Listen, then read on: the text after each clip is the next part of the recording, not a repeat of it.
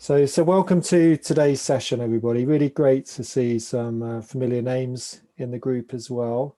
So I'm Damion Wonfor. I'm going to be sort of hosting the session, and with my colleague and partner Liz. I'll introduce Liz in a moment. So just to say that everybody's on listen only mode. You can see us, you can hear us.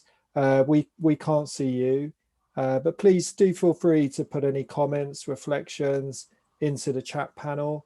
It's great to have some sort of interaction as we're working through this session today. The session will be recorded as well, so it will appear on our YouTube channel later this week, along with all of our previous webinars from the last 3 years. And that also includes the last session, which I did with Liz, which this session builds on, which was working with metaphor.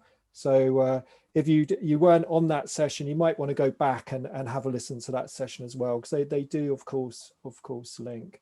So just to say, the session is going to be around about 30 minutes today. So this is really a sort of introduction to the concept of clean language, with a real intent to give you some practical takeaways from this session as well.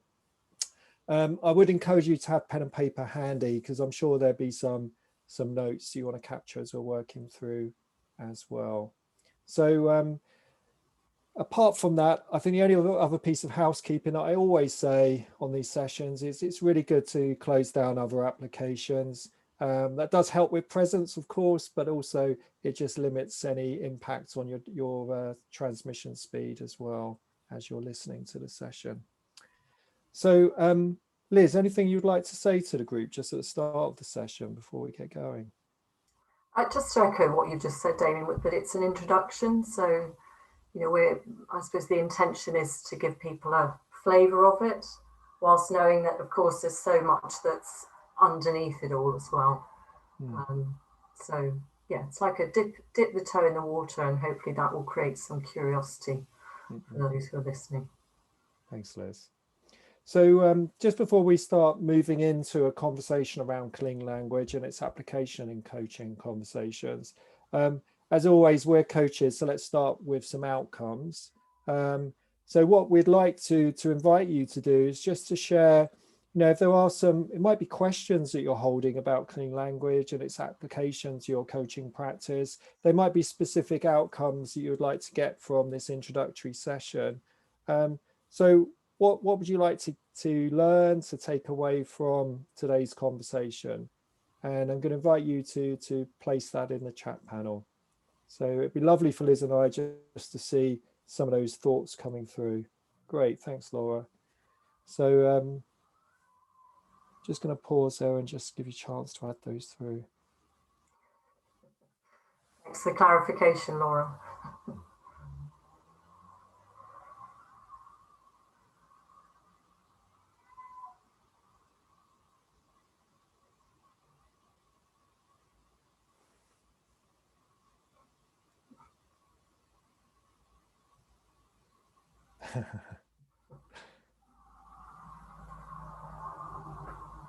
So I'm just laughing at the. I know. I thought, yeah. Did make us laugh. So thank you. Okay. So some pieces coming through. Yeah. Okay.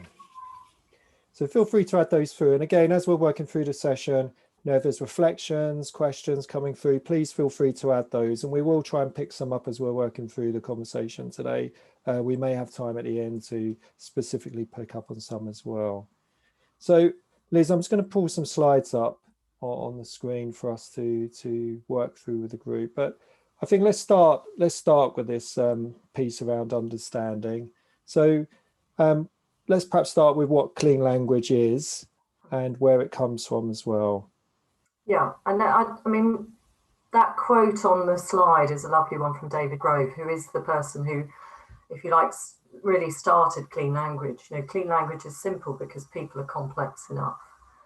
And so it sort of came from his curiosity. So he actually worked in business to start with, had a lot of background in NLP, and then started to work with trauma victims. And he just started to get really curious about how the therapist in this case would inadvertently, and still with good intention, start to influence the thinking of the other person or the other person's experience. And they would do it in two ways. So they would do it firstly in the layering on of their own language when listening to someone, and secondly in the sort of questions that they used. And so he developed clean language as a therapeutic process, which enabled a client really to stay with their own experience without being distracted by the therapist's ideas or assumptions. So that was where it started. And then as he sort of worked on it, and he had a number of people who worked with him, over time, he really scrutinized the questions he was using. And so eventually he, if you like, distilled them into a set of questions.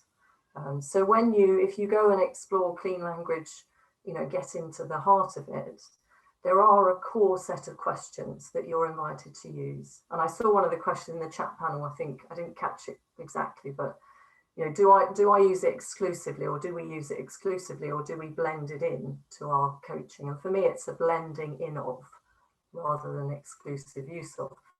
But those who teach and train clean language would pretty much exclusively stick to these questions.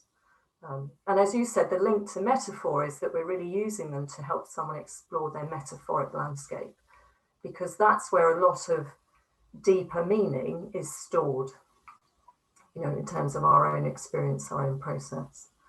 So the coach's role, and we'll talk a little bit about how it was taken from David Grove's work into more of the coaching world. So our role as a coach is to focus our clients' attention on different parts of their metaphoric landscape. And again, the connection here, so anyone who's done NLP work, the link is, there is this idea within sort of cognitive linguistics and other aspects of psychology that metaphoric landscape sort of contains a lot of meaning. And if we can work with that and help someone understand it and allow it to shift, then their relationship to whatever the problem or the issue is will shift with it. So if you like, that's the thinking, that's the idea behind it. So in terms of just exploring, we thought we'd just explore some of the questions or give you an idea of what the questions look like. So on the next slide, so we're just going to start with, so as I talk through this, a couple of things just to say actually about the clean language questions, because of course it's not just about the questions, it's also about the tone with which I ask the questions and the pacing of the questions. So two things that David Grove did first of all, the first thing he started to do was to pare back the language that he used. And by that, he started to, as much as he could verbatim, repeat the client's words. So that was the first thing he started to do. And then he pared back the questions. So he was really trying to keep himself out of it. So this question, for example, what are you thinking? He then tried it a slightly different way. So it became, are you thinking anything? And then he explored that a little bit more. And then actually that question became, is there anything else about, and the ... is whatever the client's words are. Now I'm going to come to the fact that it's a closed question. So I'll answer that one in a minute. So just hold that, because that's probably come up as a question for some people. So that question, is there anything else about, has actually become one of the cornerstone questions in clean language. So another example of a question he played with is this question. So can you tell me how you feel about that? Again, in this question, what he noticed was the number of, and I'm not an English graduate, so I'm not going to label it, but the number of ways in which this question directs attention. So can you tell me how you feel about that?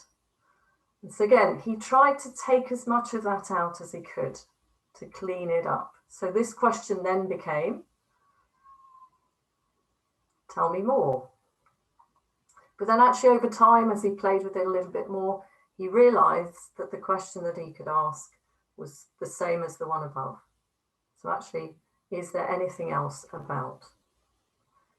So, and again, we'll show some more of the questions a little bit later, but you can just see how through this process he went through of paring it back, he really sort of started to, if you like, funnel a set of questions. And then, having omitted a lot of language, he introduced two or brought in two key words that he used. The first one is that. And in clean language, the word that is used to direct attention to the client's experience. And again, as we're repeating back what the client has said, we use that to direct attention to an aspect of their experience or their metaphorical landscape. So, for example, if someone is talking about confident, then the that is used. Is there anything else about that confident? Now, that's not grammatically correct, which is one of the other interesting things about clean language, is when you're sitting looking at it, as some of our participants might be today, it can seem really quite clunky and odd. What's interesting is when you are using it with someone, because they're so immersed in their own experience, they don't notice it. So they don't notice how clunky it is. So the other word he introduced was and. And for those who are familiar with clean language, there's a syntax, there's a three-part syntax that comes with it, which actually is quite, what's the word? It's almost like a melody. It's got quite a cadence to it. And the word and is used to link the sort of the words of the client to the words of the coach or the therapist. So often we repeat the client's words and then we say, and is there anything else about that confident? And you'll notice that as I'm saying it, I'm deliberately slowing down. So again, there's something in this that's really important about pace and tone, because it really helps that person immerse themselves in what their experience is. So a couple of other points on this, just on this before we move on. All the questions in clean language are in the present tense. And again, that's deliberate, because even if someone is talking about something that is a memory or something that might be more future focused, they're still modeling it internally here and now in the present. And so we want to keep them in the present. And you and I, Damion, in our coaching work, will often talk about how powerful the here and now is, and to keep the person in the here and now. So clean language very much works in the here and now, with the idea being that if the client can create a shift in the moment, then that they are ultimately creating a shift that's going to, stay with them. And yeah, so thank you, David. Does it help them look at it more objectively?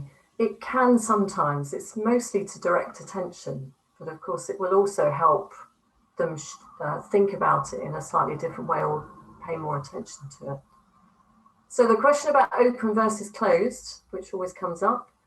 So actually, the majority of clean language questions are open questions.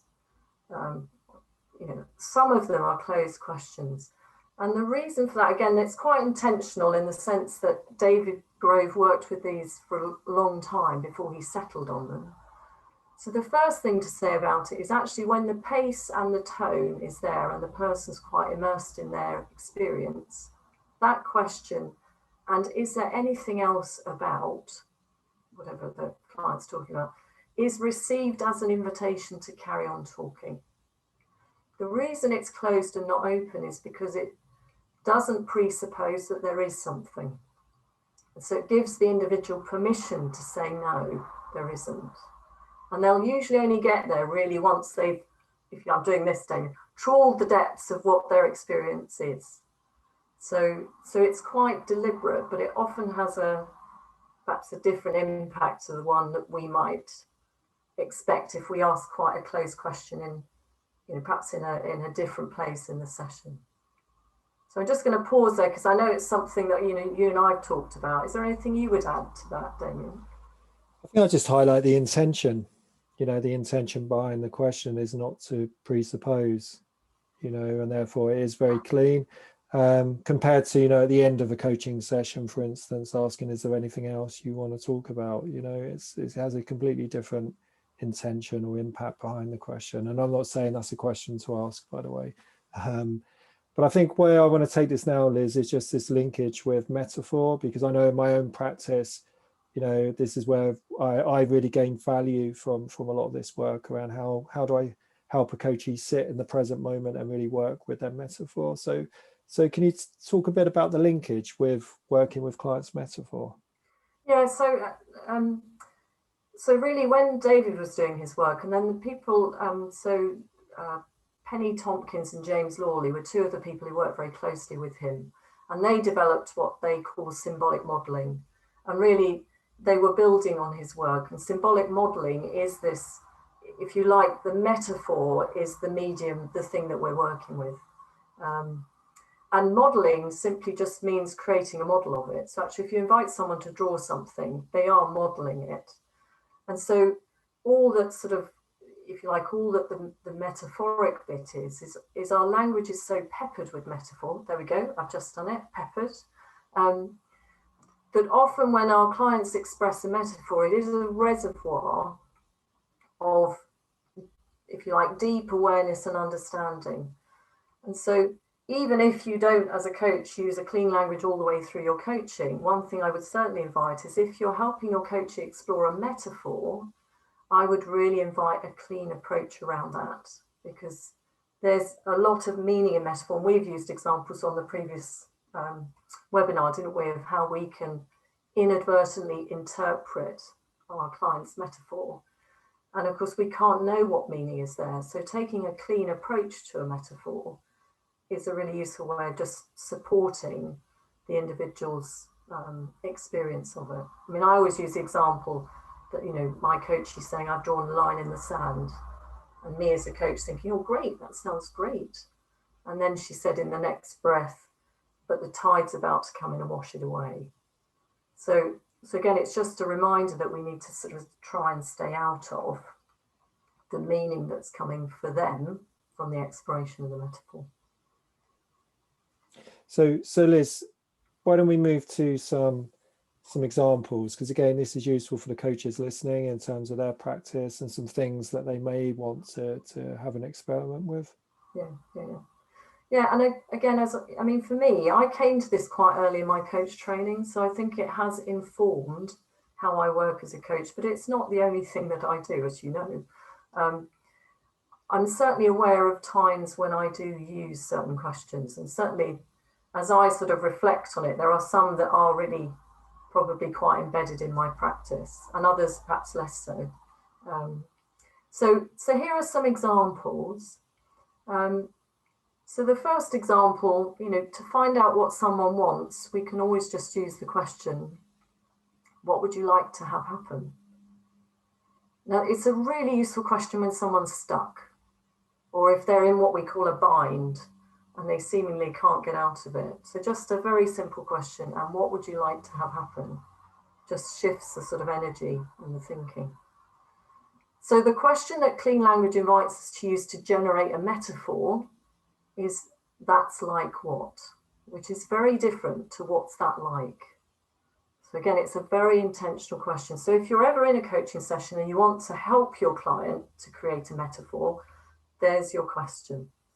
That's like what? And just see where they go with it.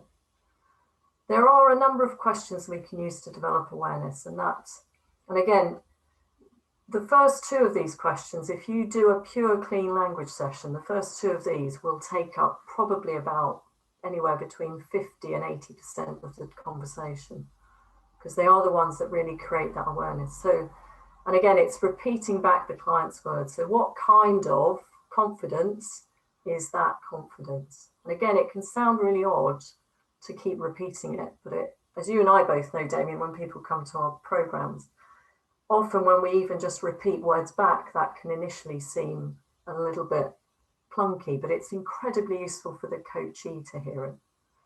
And then is there anything else about we've explored? Whereabouts does whatever it is have a shape or size?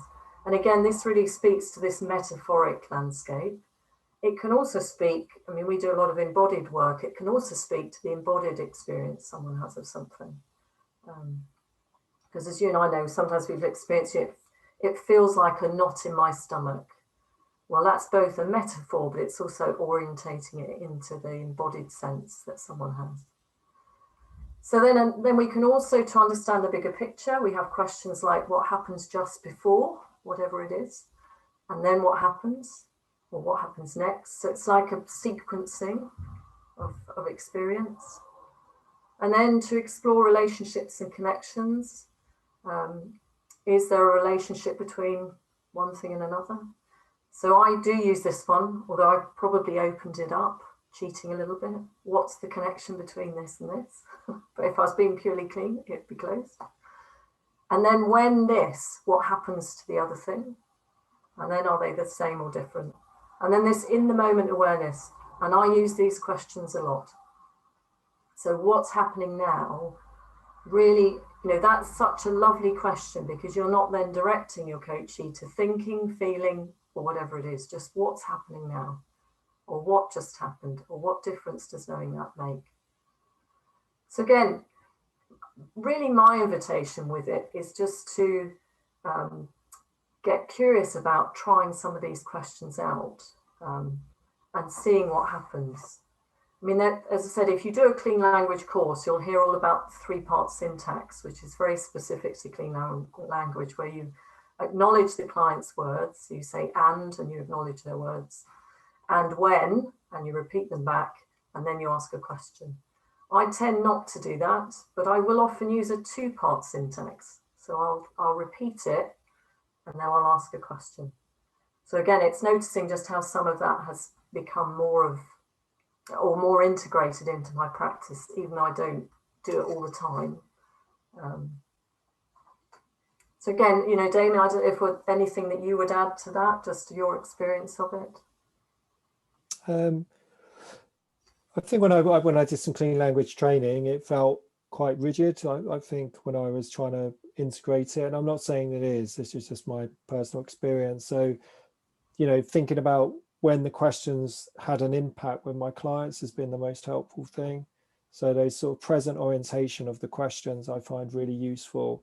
So if the coachee, it appears they've had a shift in the session, asking them a question, what just happened, allows them to express that shift in their words rather than me, focusing in on something that they may not necessarily have connected to just yet. So yeah, for me, it's always about my intention and those moments in a session where I can have the biggest impact. I think this bit is really useful as well, is just thinking about outcomes, and it may be a goal conversation. So I was going to invite you to move on and just talk about that, if that's okay. Yeah, and actually just before I do, Damion, because your thought has sparked a thought in me, 2 of the other bits that have really influenced my practice from clean language is actually the ability to repeat back a client's words. So I think sensitivity to my words versus their words has really impacted me, and the pace and tone of questions. So I think I'm much more intentional now, especially when someone's in a deep exploration, about intentionally keeping the pace and tone, to support that. So yeah, so this is called the PRO model. It comes from the work of James Orley and Penny Tompkins, about when a client's focusing on a problem, really supporting them to think about what they do want rather than what they don't want. So for example, someone says, I don't want to feel nervous and unsure of myself when I'm presenting, then the use of a clean language question would be to sort of divert their attention, well, not divert their attention. So, you're going to ask a question. So if you put the question up, Damion, there we go. So when you feel nervous and unsure of yourself, what would you like to have happen instead? And that's a really powerful question, because again, it just focuses the person on, so you don't want that, what is it that you do want? And sometimes what happens is the coachee comes back with what we call a remedy. So a remedy is just what they want to stop doing. So it's something they're still trying to move away from. And so again, you can use the sort of still another clean question to help them move on. And again, repeating back some of the words. So as the coach, the question you might ask is, and again, it's, and when you stop feeling jittery, nervous, then what happens, or what happens next? And that's, so again, the last bit of the slide, that then helps the coachee get to, this is what I do want. And actually, as a coach, then I'm more likely to then be focusing on, so now let's talk about relax and trust. And we'll start our exploration on those things because that's what they do want. So I think the PRO model is one of the things that's sort of, and not so much a model in that I have to rigidly adhere to this, but just that it, it's a way of thinking about where my client's thinking is and how in a clean way I can support them more to that sort of positive outcome orientation. So one of the questions was around tone. So again, the tone is just, how I ask it. So it's the sort of, for me, it's about how, if you like, my presence. If I'm really relaxed and present and, fully absorbed in the session, then how I ask it is going to come across in a very relaxed, calm, invitational way. Is what I was talking about in terms of tone. So I hope that answers it. So I know we're coming to the last few minutes, Damion. Yeah, so why I know you've been mentioning these all the way through, but let's talk a bit more about the benefits that you see for coaches. Yeah. And I think we've touched on them really as we've gone along. So certainly for me, the most important aspect of clean language is it does help the client stay with their own meaning. And again, I really want to emphasize, I pepper this into my practice. I'm not, as you say, I'm not rigidly adhering to it at all. But I think it is a really useful discipline, if you like, to know, to be conscious about when your words might be coming in versus theirs. And of course, it's okay to do that, but it's being conscious about it and noticing the impact. When we encourage a client to work with their metaphor, it's this idea of internal mind wandering. So it can be a really useful way of supporting that deeper exploration with someone. And if you have worked, I'm sure a number of you have, if you have worked with someone's metaphor, you'll also know how memorable it is for that individual and how impactful. So I think as coaches, it really supports us to listen at a deeper level and really tune into the coachee's language, both spoken and unspoken, and just accurately play it back. And it also then supports us to stay non-judgmental, because that's such an underpinning. So really not interpreting that experience supports us and the coachee to be non-judgmental, and of course for them to feel that their experience is not being judged in any way. And of course that supports our mindset of belief in potential. So it feels like a little bit of a romp through clean coaching, and I'm conscious in the chat panel it may have created some more questions than it's answered. And I saw a question about the PR model. It's the PRO model, and it's just problem, remedy, outcome. So it's just the idea that we can help someone move through setting an outcome that's more positive rather than one they're moving away from. Thank you, Lucilla. It's lovely to see you. And sort of linked to that, Liz, just very quickly, linked to that above is Kay's question as well. So I didn't see it, Damion. So when a client is stuck on what they don't want, what's a good way to pivot the focus to what they do want? Yeah, so using those questions of what would you like to have happen instead is a really useful question, because it's just shifting someone from I'm stuck, this is what's happening. So what's an alternative then? And the instead bit is really powerful. It's a bit like yet as a sort of word.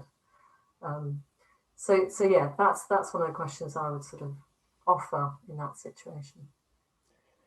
So yeah, I appreciate this is just an introduction. So if there's interest, we'd be happy to do a more in-depth session, perhaps later in the year. Picking up on Simone's question, yeah, we'll make sure we send the example questions out to everybody that's attended today. We'll take that off your email address. So in terms of our next webinar, I do want to just mention that. So we've got a webinar on Monday.